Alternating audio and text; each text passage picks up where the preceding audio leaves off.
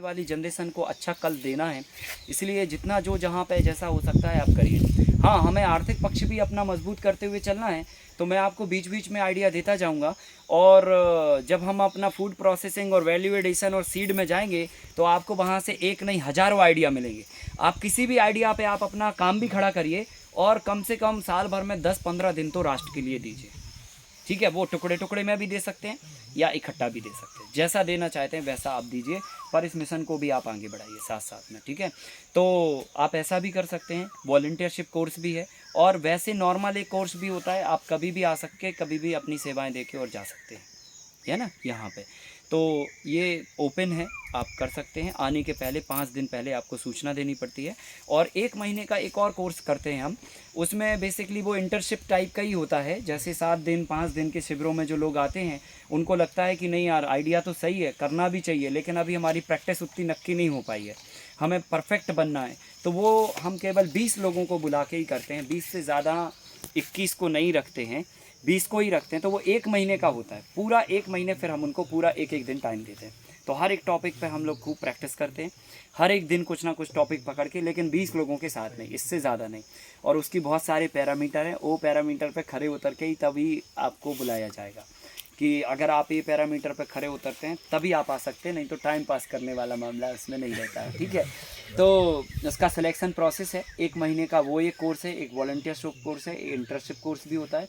हमारे यहाँ बहुत सारे विश्वविद्यालय के बच्चे भी आते हैं इंटर्नशिप करने के लिए, हम भी जाते हैं उनके पास, अलग अलग यूनिवर्सिटियों में जाके ये काम चालू कर दिया है हमने, बीज बोने का काम चालू कर दिया। अभी हैदराबाद के विश्वविद्यालयों में, स्कूल और कॉलेजों में जाके ये काम शुरू हो गया है।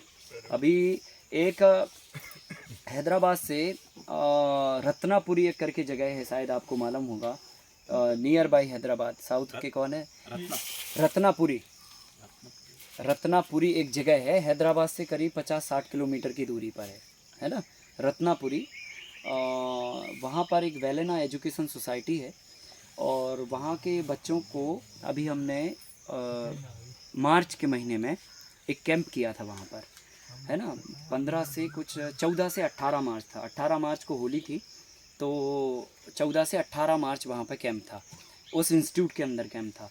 आपको मैं बता दूं, एक भी बच्चा होली के दिन छुट्टी पे नहीं गया था। एक दिन की क्लास में सारे बच्चों का माइंड सेट हो गया था और आखिरी दिन सबसे ओपिनियन लिया गया कि कौन किस क्षेत्र में जाना चाहता है।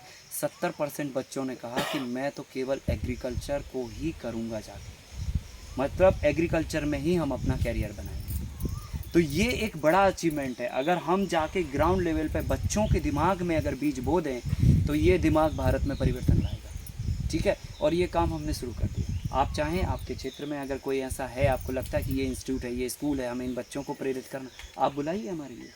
हमारे पास जितना समय होगा हम अपना पूरा 24 घंटा देने को तैयार हैं। आप प्रोग्राम सेट करिए। अभी जब हम बाहर जाते हैं ना, एक एक दिन में 3-3, 4-4 प्रोग्राम सेट करते हैं। इवन यहाँ से एक शिविर ख़त्म करके जाते हैं, फिर जाके शाम को ही एक शिविर कर देते हैं, रात को पहुँचे तो रात को एक कर देते हैं, फिर सुबह से एक कर देते हैं, फिर 9-10 बजे से दूसरा चालू हो जाता है, फिर रात को तीसरा कर देते हैं।